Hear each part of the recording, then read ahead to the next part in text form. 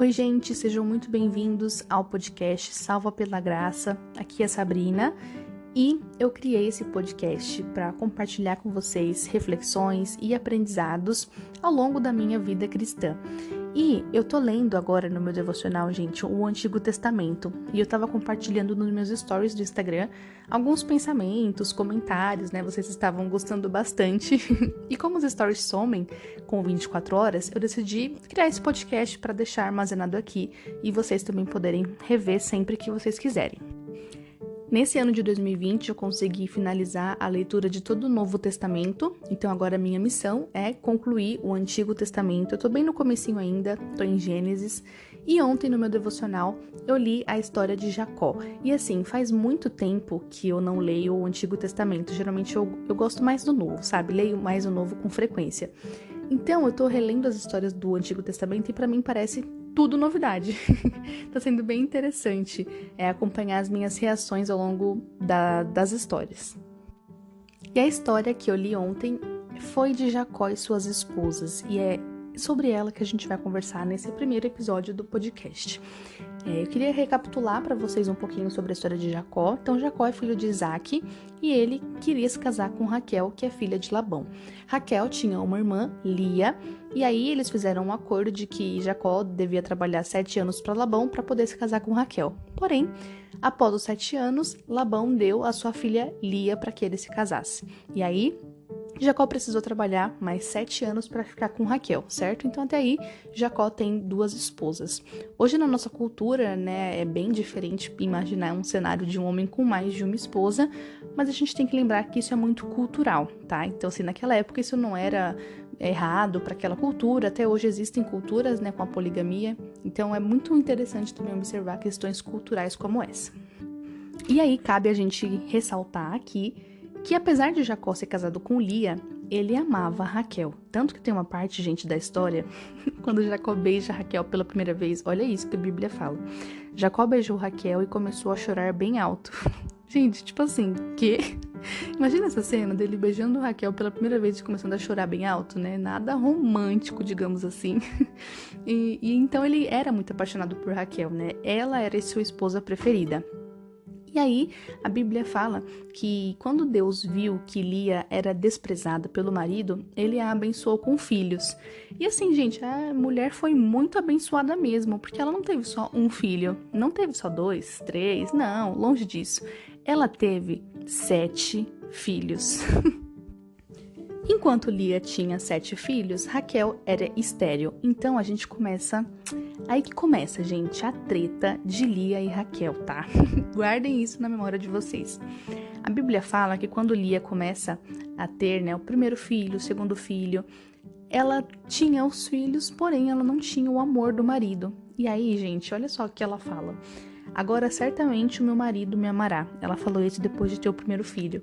Depois de ter o terceiro filho, ela disse, agora, finalmente, meu marido se apegará a mim. Então, Lia, apesar de ter filhos de Jacó, queria o que Raquel tinha, que era o amor de seu marido. E Raquel, por sua vez, era estéril. E aí a Bíblia, logo em seguida, fala que quando Raquel viu que não dava filhos a Jacó, teve inveja de sua irmã. Então, Raquel era amada, mas não tinha filhos. Então, a gente vê aqui 2 pessoas que estavam insatisfeitas com a sua situação atual. E isso ficou muito na minha cabeça, sabe? Porque, claro, o ideal, gente, eu acredito, né, que a esposa deveria ter tanto filhos, se ela quisesse, né, se o casal quisesse, quanto o amor de seu marido, né? Mas nesse caso, tem uma divisão. Uma é amada e a outra tem filhos. E a gente percebe quantas vezes nós somos Lia e Raquel nessa situação, porque a gente tem alguma coisa, mas aí o nosso vizinho tem outra coisa e a gente quer o que ele tem e não olha para o que a gente tem, sabe? Então aqui claramente a gente vê esse exemplo na vida de 2 irmãs que tinham o mesmo homem e ainda assim disputavam uma com a outra, uma o amor e a outra a questão dos filhos. Nesse caso ainda, como é que elas resolveram esse problema, digamos assim? Raquel ficou muito irritada, né, porque ela não tinha filhos, e aí ela decidiu dar a serva dela, chamada Bila, para que Jacó pudesse ter filhos com ela, né, e considerar filho de Raquel, digamos assim. Então, Jacó teve 2 filhos de Bila, serva de Raquel, E aí, logo em seguida, né, para não ficar por baixo, Lia percebeu que ela tinha parado de ter filhos e deu a sua serva Zilpa para que Jacó também tivesse filhos com ela, e ele teve mais 2 filhos. Então, sim, muitos filhos nessa história, tudo por essa disputa entre as 2 irmãs, Lia e Raquel. Ninguém queria ficar por baixo, né? Tem até um momento da história que o filho de Lia vai buscar mandrágoras, que é um tipo de flor, se eu não me engano, para sua mãe. E aí, quando ele chega, Raquel fala, me dá um pouquinho dessas flores. E aí, olha o que Lia responde, gente. Mas ela respondeu, não lhe foi suficiente tomar de mim um marido? Vai tomar também as mandrágoras que o meu filho trouxe? Então, assim, as 2 claramente irritadas uma com a outra, né? Esses comentários até assim, que são bem uma patada, eu puxo uma setinha e escrevo toma. Porque não tem outra reação, né? A gente vai lendo e vai sentindo a indignação uma com a outra, né? A revolta porque ela tem o que eu não tenho, enfim. E aí que entra a nossa parte nessa história, mas antes vou contar o desfecho, né, pra vocês. Acontece que depois de ter 7 filhos, Lia no caso, Deus se lembra de Raquel e a abençoa. Então ela dá à luz a José. E depois também a Benjamim. Então Jacó no total teve 12 filhos, que depois, né, foram as tribos de Judá. E então Raquel, no final das contas, teve os filhos. A gente só não sabe pela história se Lia teve o amor de seu marido.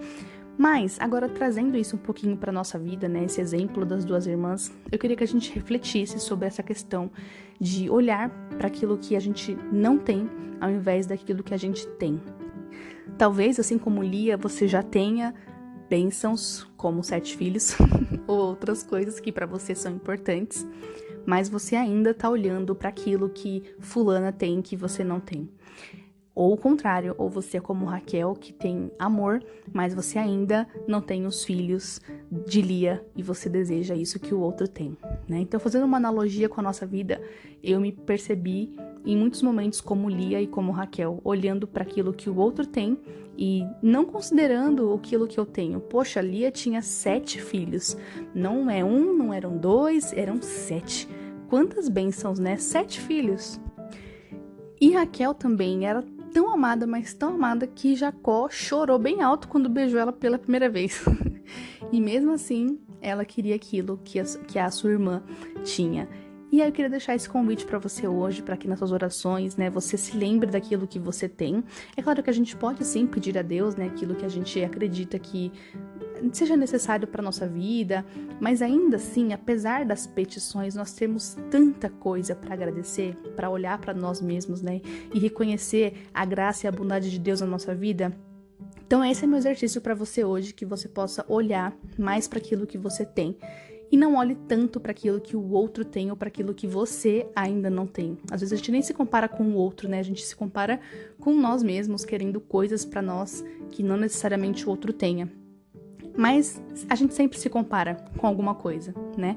A gente sempre tá insatisfeito com alguma coisa. Eu espero que isso tenha feito sentido para você de alguma forma, que seja útil na sua vida cristã. Um grande beijo e até o próximo episódio. Compartilhe esse podcast, hein, com seus amigos, familiares, vai que alguém também precisa ver essa mensagem, tá bom? Beijos, até mais.